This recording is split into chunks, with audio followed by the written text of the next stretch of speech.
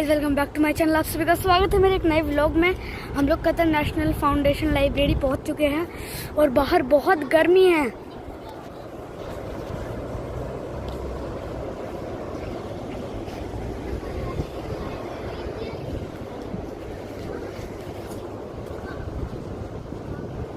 Qatar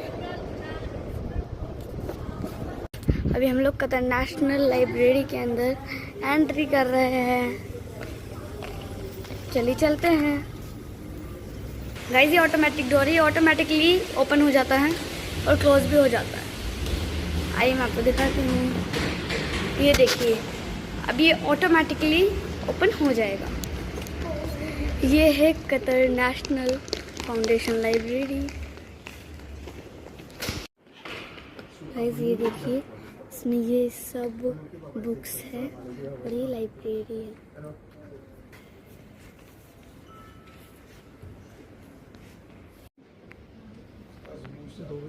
guys यहाँ entry लेने के लिए कार्ड लेना पड़ता है और हम लोग अभी हम करेंगे ऑनलाइन।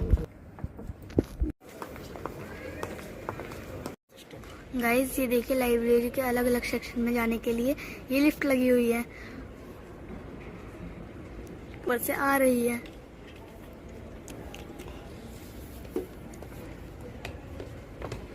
कालिया ऊपर से चलो चलो काली।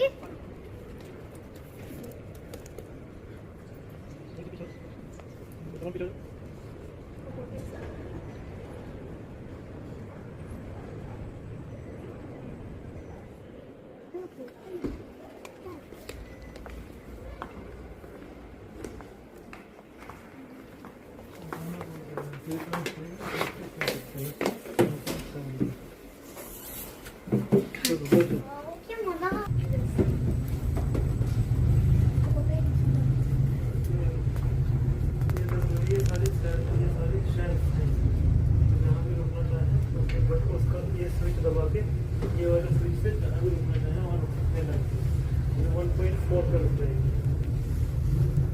1.2 4.3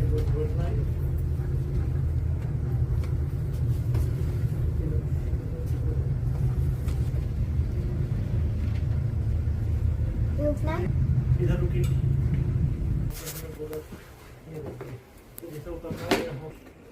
बाय।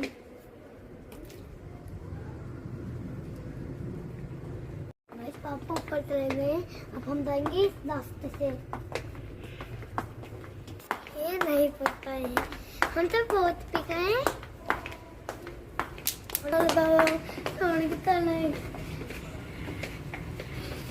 मतलब झूठ बोल के गए।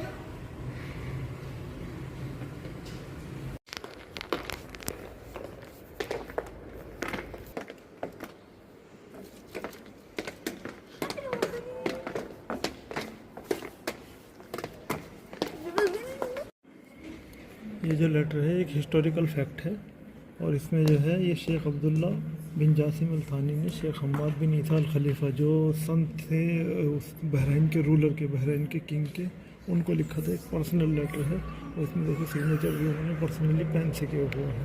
उस 1938 में लिखी हुई कतर की पोएम है, उमर बिन राशिद अल अफिशा ने लिखी थी। ये कुरान का नुस्खा है 1806 का लिखा हुआ। ये कतरी स्कॉलर ने अपने बाई हैंड लिखा था।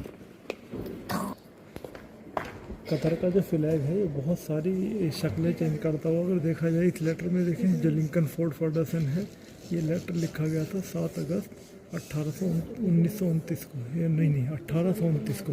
1829 में सबसे 150 साल पहले। तो ये उस टाइम में इस तरह का था, फिर चेंज होता होता है। हाँ, और ये जो कतर के फ्लैग में किनारे आते हैं ना बीच में, वो डायमंड है। ये बीच में देखो ये डायमंड नज़र आ रहे हैं ना, ये वो डायमंड्स हैं, ये डायमंड के सिंबल हैं। और ये flag flown by sheikh of Qatar, British government 1929 to 1938। मेरे हिसाब से ऊपर वाला 1829 नहीं 1929 होना चाहिए, क्योंकि वो दूर से देखने में 1829 लग रहा है, बट वो 1929 है, 7 अगस्त 1929। यहाँ देखो ये फ्लैग ऐसा था, फिर उसके बाद ऐसा हुआ। देखो पेंसिल से एक निशान बनाया था बीच में उन्होंने। गाइस ये देखिए, इसमें इतनी सिक्योरिटी है, हर पोर्शन में अलार्म लगे हुए हैं। और हमने इसे टच करा, ये टच करते ही यहाँ पे कर रही हूँ तो बज जाएगा। ये 1206 ईस्वी में बनी हुई कैंडल क्लॉक है। इस बाउल में देखो, बाज के नीचे जो है इसमें 24 गोलियां हैं। अब आपने कैंडल जलाई और कैंडल जला के इसको कितने घंटे जलते रहने देना है, तो उतनी कैंडल ऊपर रख दी और वो एक एक कैंडल जैसे जैसे जाएगी, जब 6 घंटे पूरे होंगे तो कैंडल नीचे चली जाएगी और वो कैंडल बुझ जाएगी। पहले भी लोग कितना दिमाग लगाया करते थे। पूर्वी दुनिया में जो उस दौर में औरतें किस तरह रहती थी, उनका मैकेनिज्म क्या था, क्या काम करती थी, किस तरह की ज़िंदगी थी उनकी, उस दौर में कुछ लोगों ने किताबें लिखी होंगी। तो ये उसका सेक्शन है पूरा। जैसे कि पोइट्री इन लाइफ पे पर्दा हुए हैं, Muslim entering in new world crisis. ये देखिए डलिए अपने यहाँ भी होती थी, डलियाँ पुराने दौर में इस तरह की डलियाँ। जमीला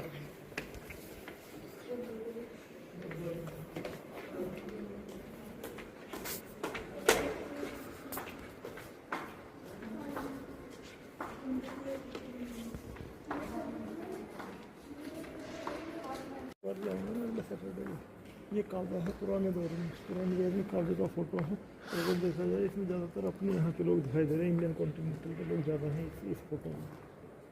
ये पूरी ये जो सेक्शन है ये रिलीजियस सेक्शन है, मतलब religious in the sense book लिखी है उस पुराने दौर में। तो जो पुराने दौर में बुक्स लिखी गई हैं, ये वो चीज़ें इसमें दिखाई हैं।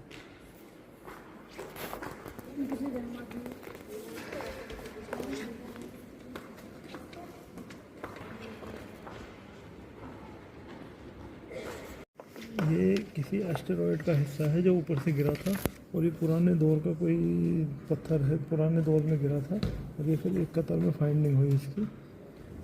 और ये जो है इसका जो है 87% फाइंडिंग के दौरान में पाया गया था।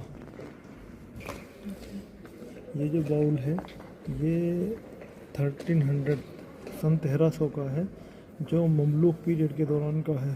उस दौर में ये ममलूक पीरियड का जो है, इसकी ये रिलीजियस और नॉन रिलीजियस दोनों लेवल पे इसका वो मिलता है प्रूफ।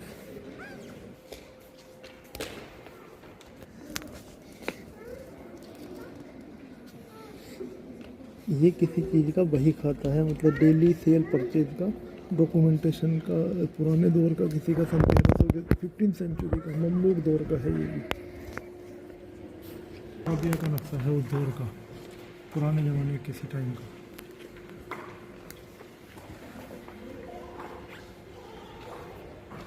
ग्रेट डेजर्ट है, मक्का, ओमान, ये सब यहीं आ रहे हैं। होता ना, आज ये अलग अलग बट गए हैं। ये पूरा पर्शियन गल्फ़ का हिस्सा, अरबियन गल्फ़ ये है, रेड सी के इधर वाला। तो उस टाइम जो आज के डिज़ाइन हैं, उस टाइम डिज़ाइन अलग थे। ये पर्सिया है, आज का ईरान, और यहाँ कहीं छोटा सा हिस्सा दिखाई देगा कतर का, कहीं छोटा सा आगे को बढ़ा हुआ होगा। तो उस टाइम में ये डिफरेंट में था।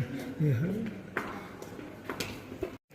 गाइस, बहुत बड़ी लाइब्रेरी है, एक दिन में कवर नहीं हो पाएंगी। अब हमने रजिस्ट्रेशन कर लिया है, अब हम अगले सैटरडे फिर से आएंगे।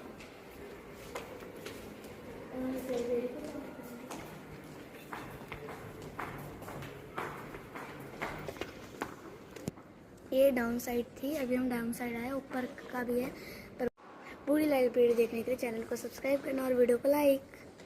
अगले सैटरडे में हम यहाँ पर फिर से आएंगे। हम आपको ऊपर की लाइब्रेरी और ये अभी पूरी कवर नहीं हुई है नीचे की लाइब्रेरी, दोनों साइड के दिखाएंगे नेक्स्ट ब्लॉग में। ये देखिए कितनी बड़ी स्क्रीन है गेम खेलने के लिए। चलिए शुरू करते हैं।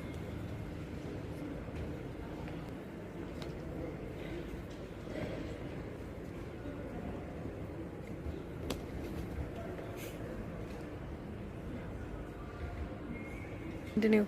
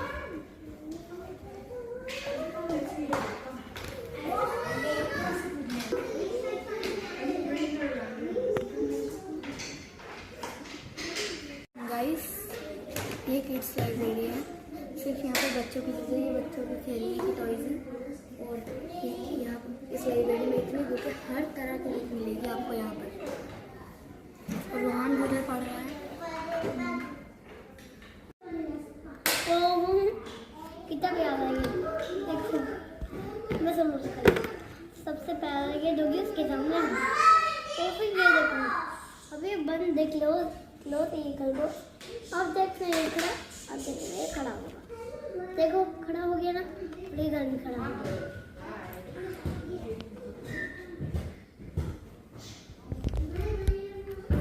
ये क्या है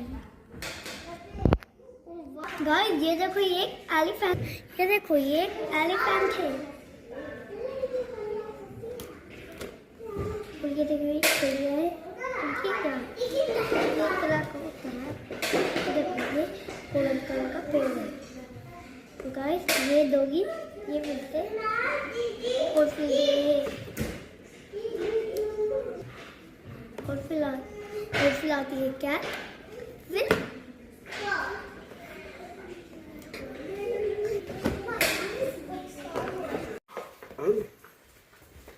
ये देखिए गाइस, इसको टैप करेंगे तो ये बताएगा क्या है। अलिफ, बा, ता,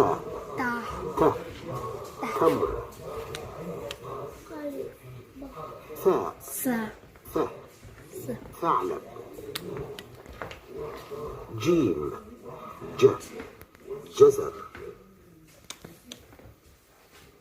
ح حليب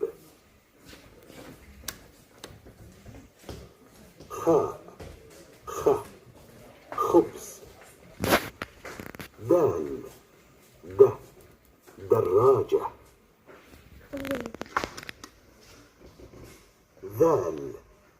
ذئب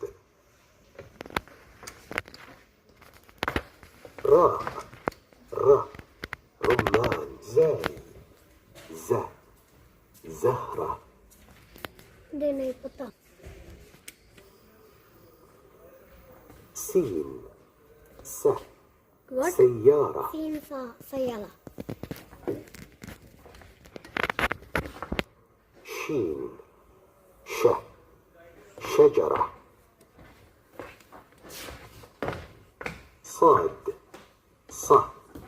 صقر طناط عين ظرف पॉकेट में आ जाया करते हैं। ये छोटे से बहुत छोटा है। 1825 का किलो है। तो मतलब छोटा सा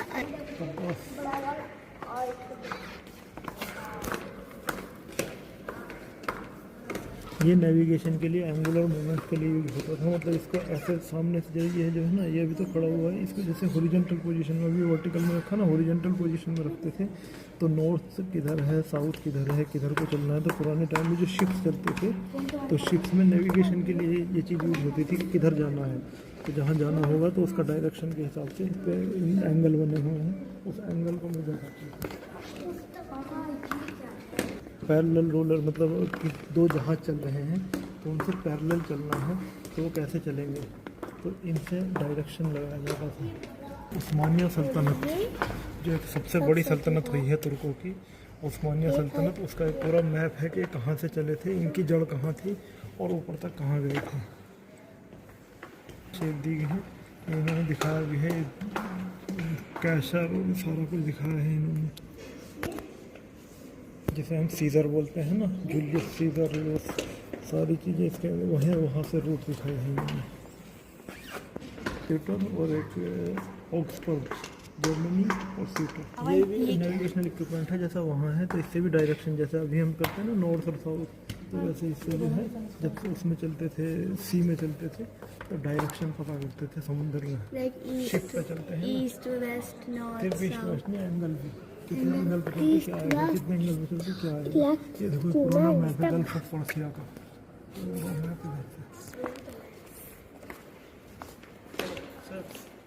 गाइस एंट्री पे पूरी लाइब्रेरी का मैप लगा हुआ है, हमें जहाँ भी जाना है वहाँ जा सकते हैं। इस समय हम लोग यहाँ पर हैं। ये रीड एरिया है, रीडिंग एरिया।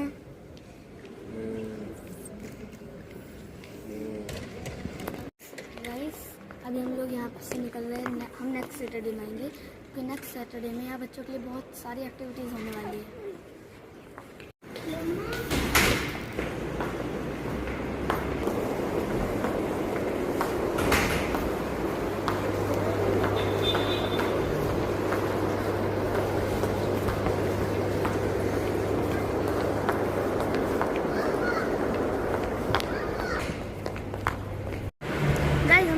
पहुंच चुके हैं। कतर का सबसे बड़ा मार्केट है, आइए चलते हैं।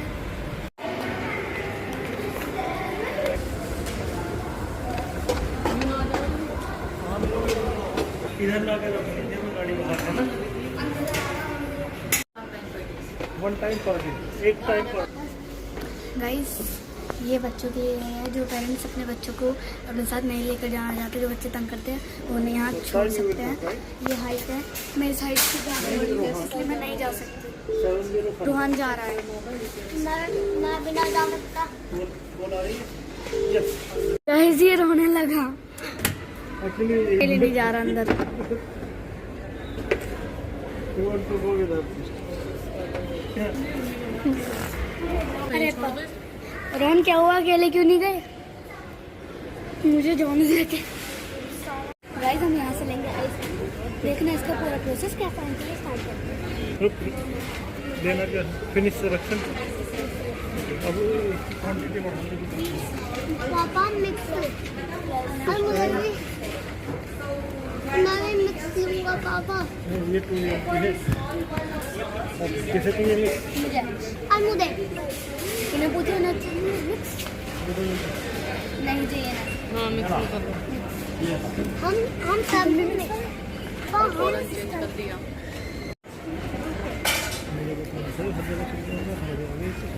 ये वही वाला है ना जिसमें से हम रात